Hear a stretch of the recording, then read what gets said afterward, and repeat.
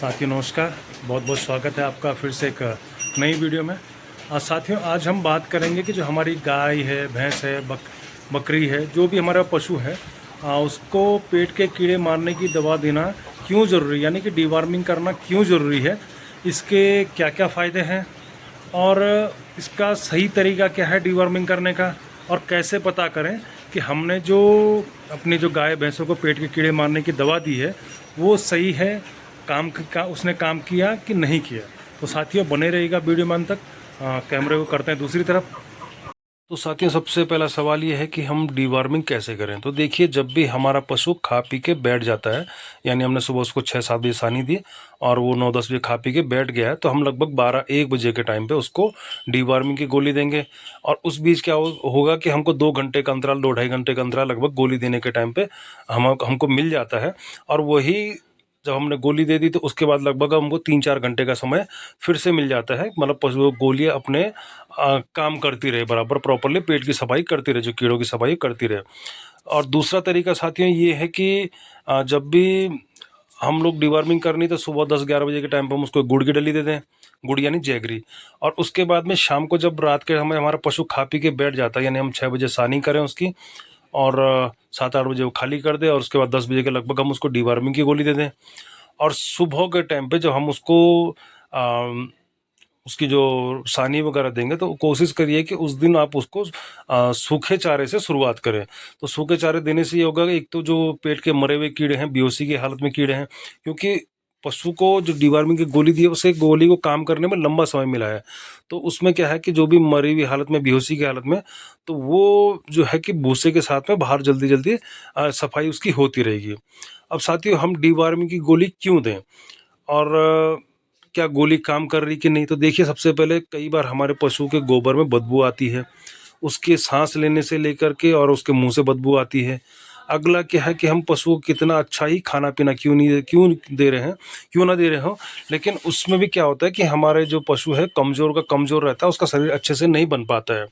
अगला, हमारे पशु का जो स्किन है वो एकदम खुरदरी हो जाती है, उसमें शाइनिंग बिल्कुल भी नहीं रहती है। और कई बार जो उसके स्किन में है कि छोटे छोटे फुंसी टाइप के निकल आते हैं।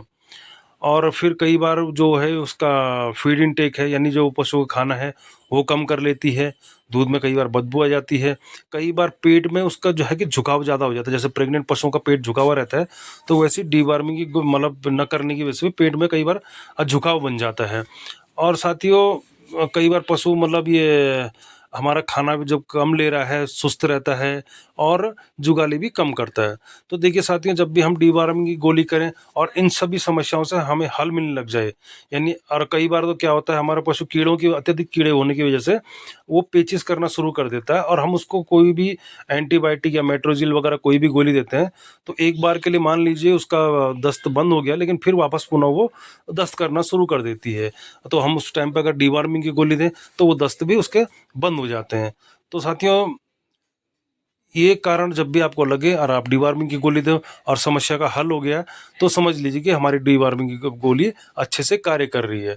तो कई बार क्या होता है, अत्यधिक कीड़े होने से हमारा जो प्रोडक्शन, मिल्क प्रोडक्शन डाउन हो जाता है और हम उसको डिवर्मिंग गोली देते हैं तो हफ्ते भर बाद वापस वो पुनः, क्योंकि 2-3 दिन वो डिवर्मिंग की वजह से दूध थोड़ा कम कर देती है। कोई भी पशु हो हमारा जो पेचिश कर रहा है या गोबर में उसकी बदबू आ रही है, और यदि अगर प्रॉपरली गोली काम कर रही है तो उससे भी क्या होता है कि पेट में थोड़ा मरोड़ पड़ने की वजह से पशु थोड़ा 2 दिन तक जरा ऐसे 2 दिन 1-2 टाइम पे दूध कम कर देता है। तो लेकिन जैसे ही हमने उसको 2-3 दिन बाद उसका क्या रंग निखरना शुरू हो जाता है और ये गोबर से बदबू आना वगैरह बंद हो जाता है। और एक समस्या और देखी गई है, कई हमने फार्मर से जाना है कि हम जो पशु को, हमारा जो पशु रिपीटर हो जाता है, जबकि हम उसको अच्छे से मिनरल मिक्सचर दे रहे हैं, पूरा डाइट प्लान दे रहे हैं, और वो रिपीट बाय रिपीट करता रहता है। कि होता क्या है कि हम जब भी पशु को अच्छी डाइट देते हैं तो उसमें से जो मतलब जो पेट में कीड़े अधिक पनप जाते हैं तो वो उसमें से अच्छा रस रस चूस लेते हैं। जो भी हमारा मतलब ये मिनरल मिक्सचर का वगैरह जो भी रस होगा उसको चूस लेते हैं और पशु के शरीर पे लगने नहीं देते हैं। तो इससे क्या होता है कि मतलब पशु का जो है कि कंजप्शन रेट भी डाउन हो जाता है, क्योंकि उसको प्रॉपरली वो मल्टीविटामिन नहीं मिल पाते हैं। और जब भी हम अपने पशु का, अब देखिए हमने पशु को डिवर्मिंग कब कब करनी है, तो देखिए सबसे पहले जब ब्याती हमारी पशु तो उसके 15 दिन बाद, दूसरी डीवार्मिंग उसके 15 दिन बाद। यदि कोई बछड़ा है, नवजात शिशु है, तो उसको ब्याने के बाद में जब हम उसको सबसे पहले पेपराजिन देंगे और उसके फिर 15-20 दिन बाद कोई भी हम गोली उसको दे देंगे। तो वही 15-15 दिन का गैप हो गया। और जब भी हमने बड़े पशु की एआई करनी है, तो एआई करने से 21 दिन पहले आप उसको एक गोली ज़रूर देते हैं।